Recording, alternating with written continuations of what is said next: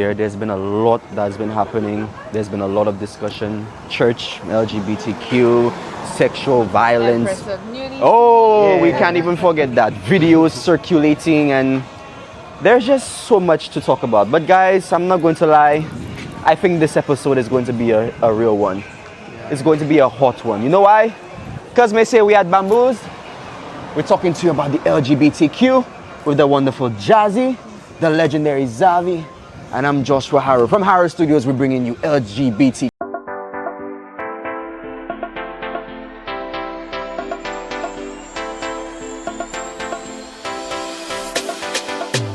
No, but this LGBT conversation brings to light how some people are so inhumane and some people are so ignorant to the conversation of sexuality that they treat people who are different like animals rather than seeing them as a different aspect of humans. We see it when it comes to sexism, we see when it comes to racism, we see when it comes to religion, and it really sheds light to how little we know, how ignorant we are, and how simple-minded we are. And that is the conversation that we're having today, guys.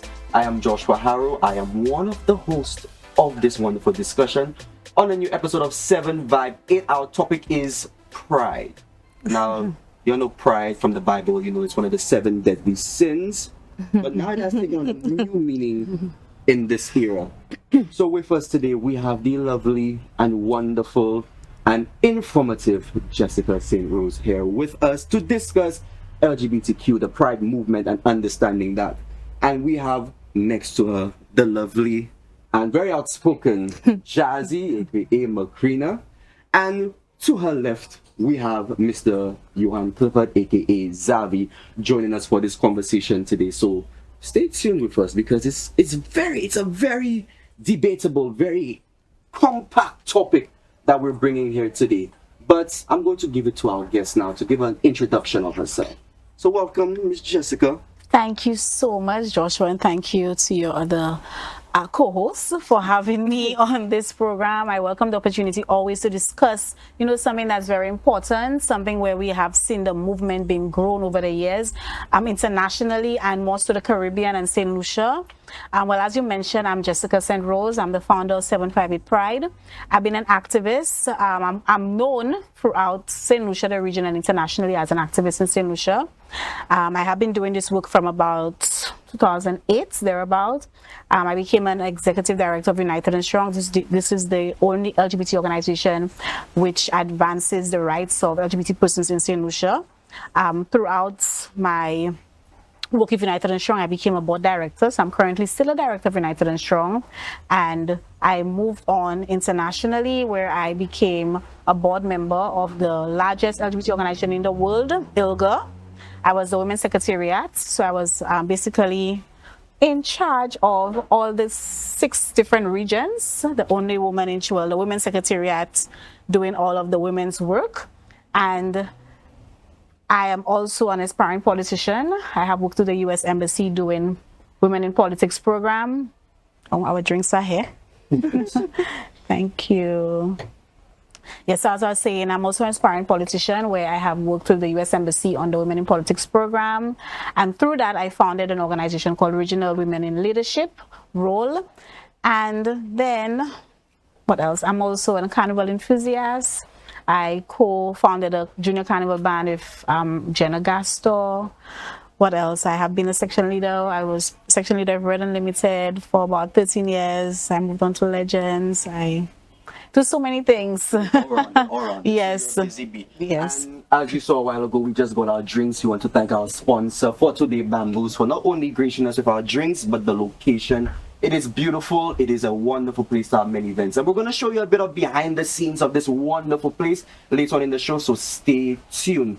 But we're talking LGBTQ. Before I start, because, I always have a perspective. Let's go on to Jazzy to see if she has a little, I think you should tell us about it. Well, Because people hear the name and they don't know what it stands for. The acronym, the Yes. LGBT. Okay, so throughout the years, we have seen the acronym grow, per se, because you see the letters are increasing. But the most common ones are LGBTQI. So we put the plus meaning all the other additions, because we have two-spirited, we have non-binary, we have asexual, pansexual, all of these things. That's so much to take in. Yes. So again, it depends on the person's identity and what they identify as. They self-expression, how they choose to express themselves. So the L stands for lesbian, the bi stands for bisexual, the G stands for gay. The T stands for transgender. The I stands for intersex. Most persons may not be familiar with the term intersex, and it's because it's more or less of a sort of a newer term in recent years, because before we were called hermaphrodites. That's a person who is born with both genital, male and female. And yes, and then so LGBTQI, Q stands for queer. Queer is basically under the umbrella of all. So most persons may not necessarily want to say I'm gay or I'm lesbian or I'm queer, meaning I fall I could fall under any spectrum of the acronym. So yeah, so that's what it is. And as I said, the plus goes beyond the LGBTQI, whichever identity you want to fall under. Okay. So how many letters actually fall after the I? 'Cause you said it was- Yeah. Yeah, like Yeah, well, to be honest, sometimes I can't even keep up. There are a lot of there were quite a few. I think I have seen recently. I watched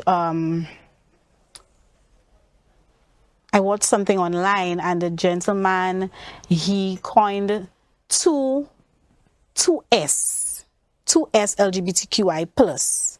So I was like, 2S. Okay. And then I thought to myself, probably he's speaking about two-spirited, because there's also two-spirited. That's more of the indigenous groups, communities. So it's more of on a spiritual level. So I was like, okay, now it's 2S LGBTQI. That was something I learned, because in this work, as you go along, you learn more and more things are evolving. Okay, I have a question. I really want to. In this movement, how many genders are there to be considered? Well, at the end of the day, I think it's I cannot say how many genders, because it's how someone identifies. So whereas, for example, in the transgender community, that person may have been born male, but they transition to female, so now they identify as a female. Some persons are non-binary, meaning they don't identify as male or female. So again, there isn't a set number. It's how you identify. So I can't say we have 3 genders, we have 4 genders. No, it's how you identify. Because whereas there may be 2, what we know of, but some person might say they don't fall under any.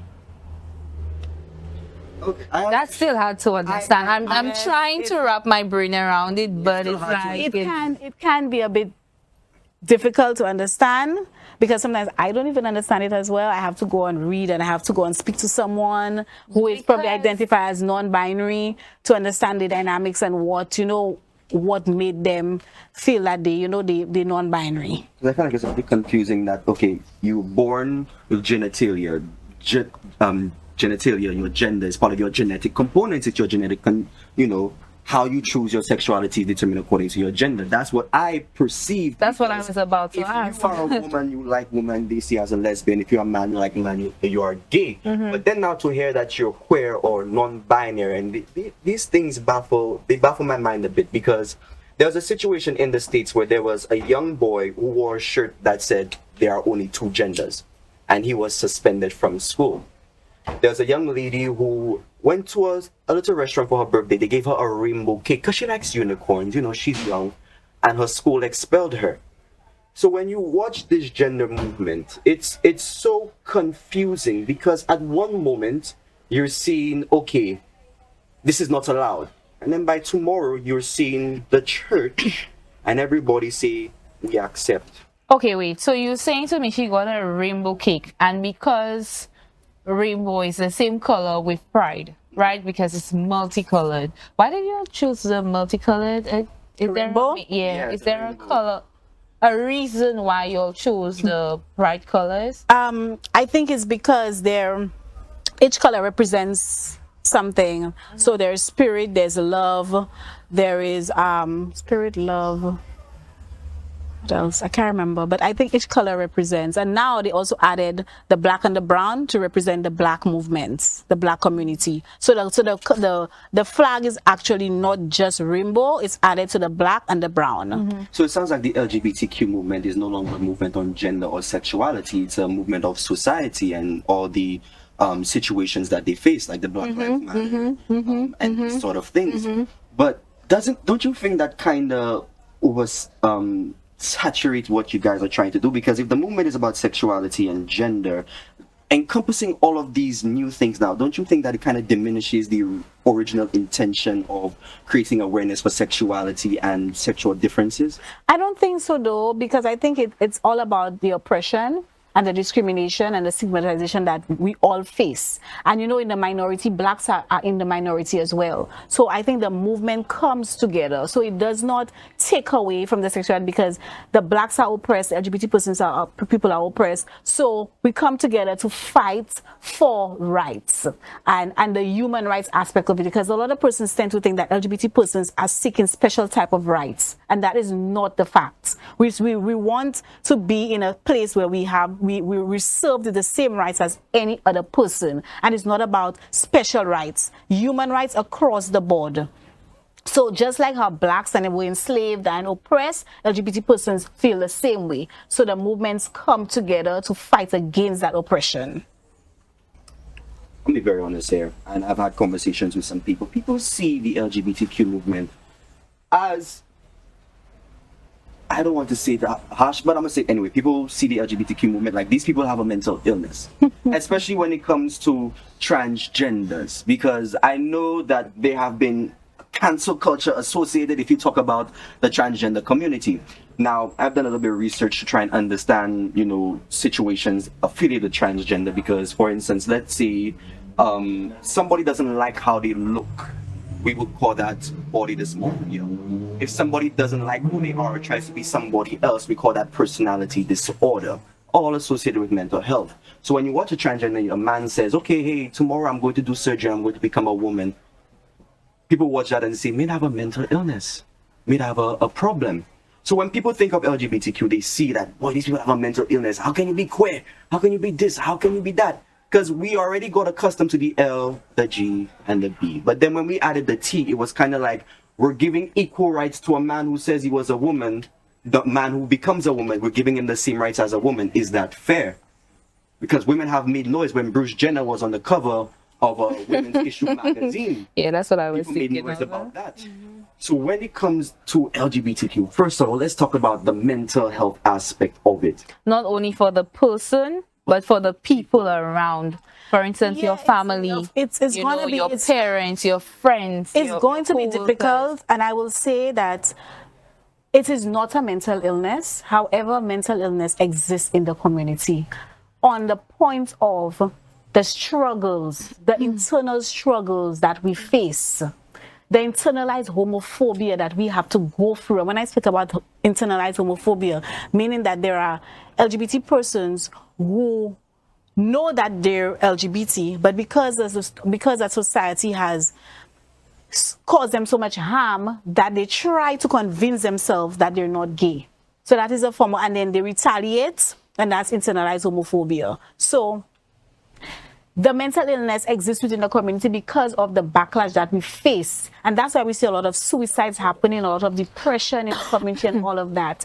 But it is not a mental illness. It is something that we have to look deep into and to understand. The transgender community has been having a lot of hardships because persons don't understand what it is to be transgender. And again, we see a lot of violence in the transgender community. A lot of struggles. So I don't like to hear people say that it is a mental illness, because they look at it as LGBT persons are sick, mentally sick, that they don't know what they're doing, they don't know what they're about. And again, I go back to religion and the church, and that is all trickled down from that system up there. Because of the influence the church has on us and the Bible has on us, they look at it as we are some sort of animals who are sick. So it is, I want to make it clear that it is not a mental illness. However, mental illness exists in the community because of the oppression and the struggles that we face on a daily basis. So LGBT persons go through a lot of mental struggles because of the issues and the systematic oppression that we go through. And I totally understand what you're saying, okay? It's a lot for you to come out and to say what you are, and people are not embracing it. But you also need to understand that this is not what society and not what people are used to. Because imagine when we were growing up, or when I was growing up, I know it as a woman dating a man, and a woman would be married to a man. I wasn't brought up seeing that two males are getting married or two women are getting married. So it's something that you have to get used to. It's something that you have to read about and have an open mindset about it and be willing to embrace it. And a lot of people are not willing to embrace it, right? We have different religions. We have the Rastafarians, we have the Christians, the Seventh-day Adventists, and they all think different about it. Look at me. Okay, I'm a Catholic, or I switch from being a Catholic and I'm now saying that I'm going to be a Pentecostal, and I go into the church with that. Do you think the church will accept me?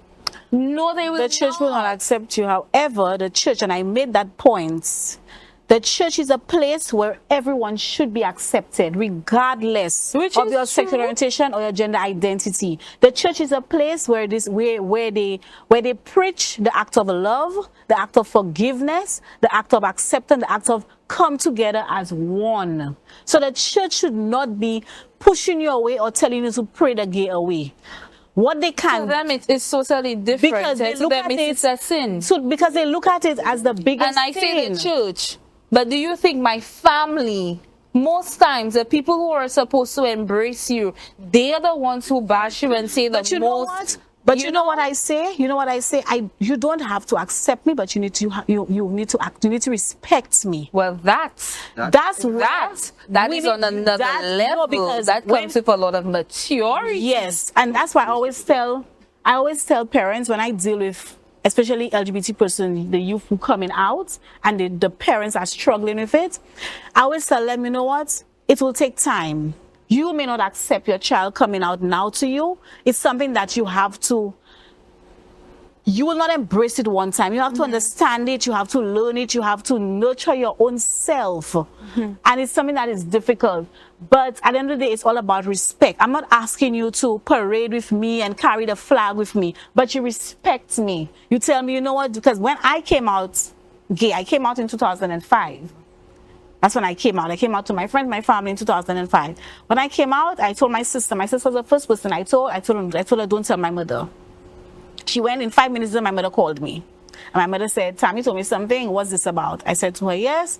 She took a sigh on the phone. She said, well, this is not what I want for you. This is not what I would love for you. But you're my child. I always love you. And that's all I have to say. You do your do. I will not allow somebody to hurt you.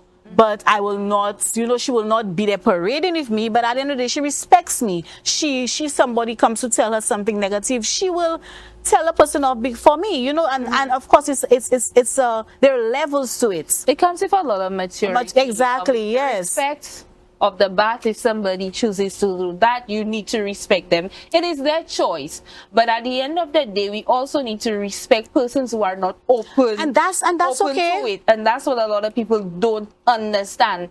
Because, for instance, you came out to your family, your sister.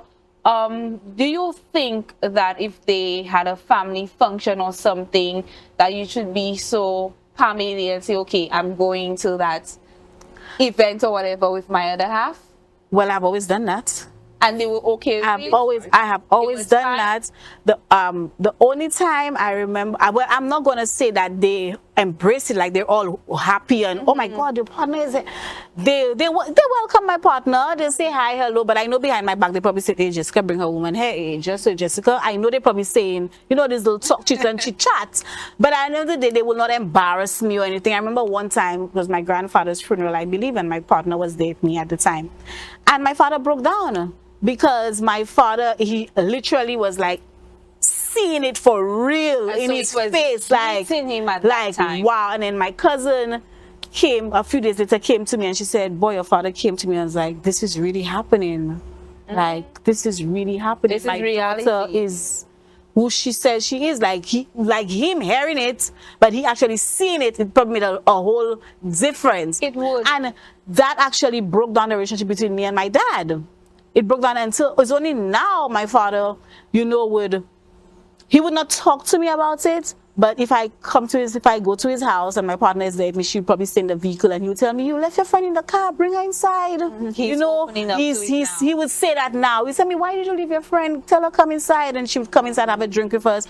So these little steps I appreciate. Takes And it's time. not like that for everybody. That's why it's all up, it's respect. Once you have the respect is there, On then both sides, on both sides, then gradually things will progress into a way that you will feel more comfortable. Question about the respect, because we're going to go back to when we said about the respect part, right? So we're going to touch on people who are actually not part of the LGBT community, who's actually been who are victims of those trying to push that narrative on them, right? I would say more or less try to get them involved into doing some of because I'm not going to lie, speak for many other guys. I'm one of those people. So it's a case where I would be on social media, I would get a friend request, I get a message. I'm somebody, if I don't know how to tell you something respectfully, I will not tell you anything. So there are cases I'll post a picture on Facebook or my status or whatever the cases, and then I would see some reaction or message from one of those guys. Now, you know me for a long time, and sometimes I have a habit of just being very disrespectful at times. So, what do you think is the best way that I can come forward and tell those people that, hey, I mean, I'm not part of that community, but I respect the fact that you at least, I don't want to make it sound weird, but at least you like to see me in a way or you admire what I do. But what do you think is the best way that I can come across and tell those people? But you just said it. You were very respectful. And like I always tell, because recently I got a call from somebody telling me that a gentleman called them and said to them that we need to do some other community because the guys are coming after them and they don't feel comfortable. And it tweaks something up in my head because that becomes a problem of safety for the community. It does. It becomes a big problem because whereas you may be very nice and say, hey, okay, thank you for the love. However, I respect you and you are who you are. However, I would appreciate if you don't, push it on me. Just seeing it once, because there are a few of them who just They're persistent. Yes. They're very persistent. where I would say, what's the best way? Because I don't need to be a case where I would say this, respectfully, I'm not one of those guys, right? And at the same time, I could kind of understand why they would, want to be a little persistent, because there are cases where straight guys, Yes. no guys to be straight, who would actually have solutions, would say files come out. Of, Yeah. This guy is doing whatever with this guy, and then it's always that issue. So with this, those people being very persistent, after a while it will be a case where you have no other choice but to just resort to it being disrespectful. So what do you think is the best way possible, or the best thing that could be done or said? I know you guys will take it upon yourself and do what you can on your side, but some of those guys, I don't know how. Well, I would tell you don't resort to violence. First of all, don't resort. Easier said than done. It's easier said than done, but don't resort to violence because that's another whole kettle of fish that's going to open. But you nicely tell the person, if the person doesn't want to listen or doesn't want to hear, I would probably just block them. I would block the person, because if the person is continuing to, it becomes a form of harassment in a sense, and you wouldn't want that to continue. And that's why I say it's something that our community, I always try to instill in them. It is all about your safety. We go out there and we advocate for protection, and we advocate for rights, and we advocate for laws to be in place to protect the LGBT community. However, we are not doing what we have to do to protect ourselves.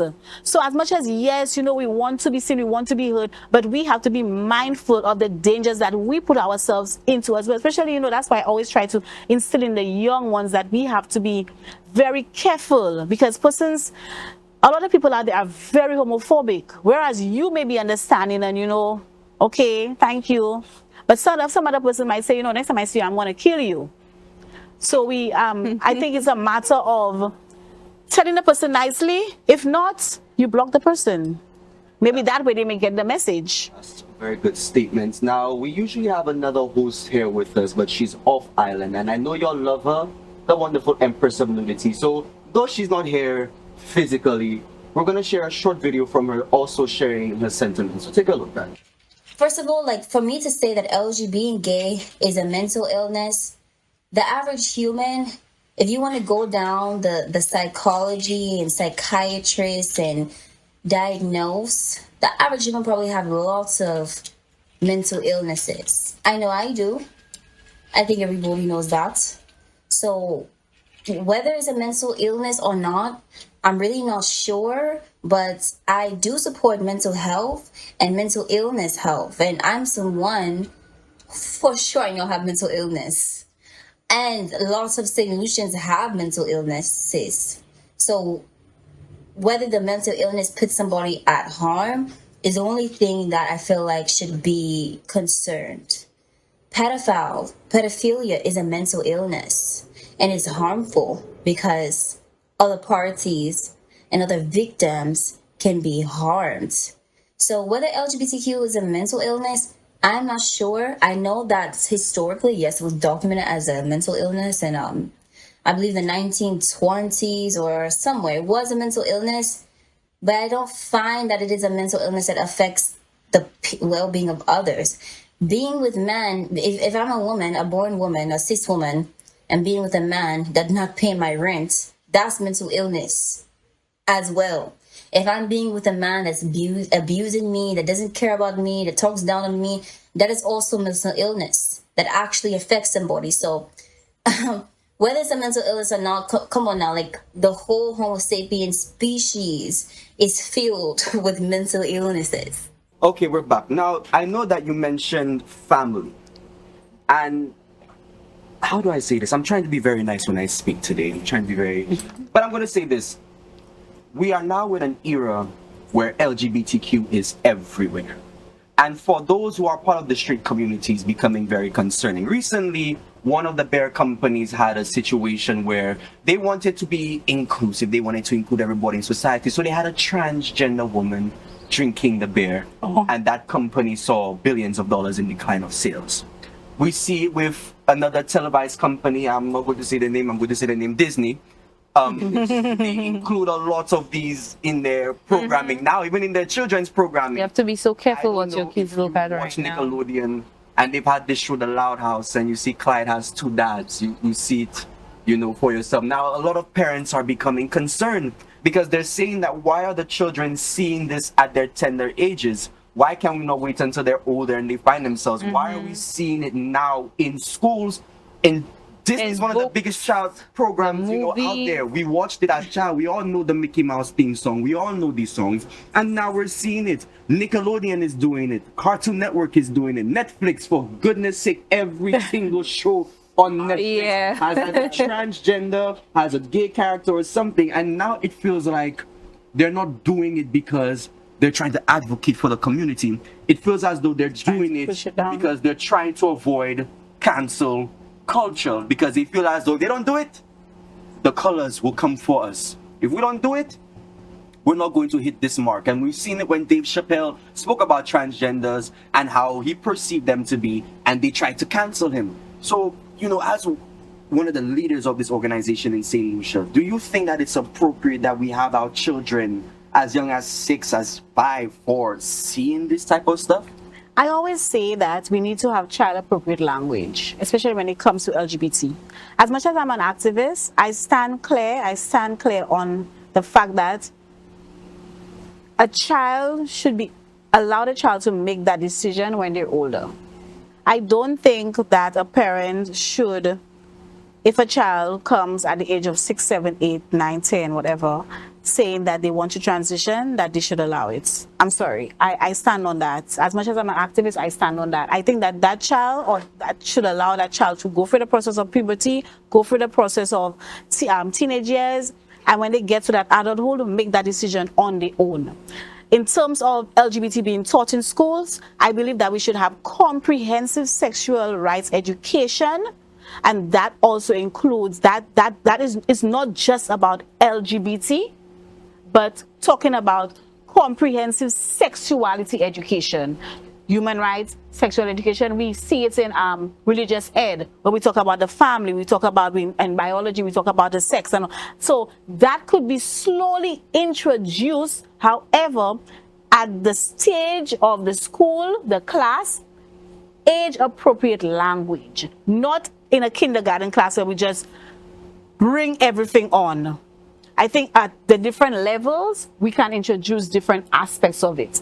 As to the fact, as I mentioned earlier on, children being transitioned at a young age, I don't agree with it. And I say that very, very boldly. I'm an activist for the LGBT community, but I don't believe in it. I think that children should go through their puberty, go through the teenagers, and as an adult, make that decision on their own. Because I don't know, I feel like if that is done at a young age, maybe somewhere down the line, something might be regretted. And that's just my take on it. Yes, because So a lot of persons might not agree with me. I know maybe my community might come for me, but that's just my take. I have a question now. Just randomly, why do you think it's more acceptable for lesbians sex than those gay guys? I like that question. Put that questions right after this break, yeah? Just right after this break, yeah? Don't forget that.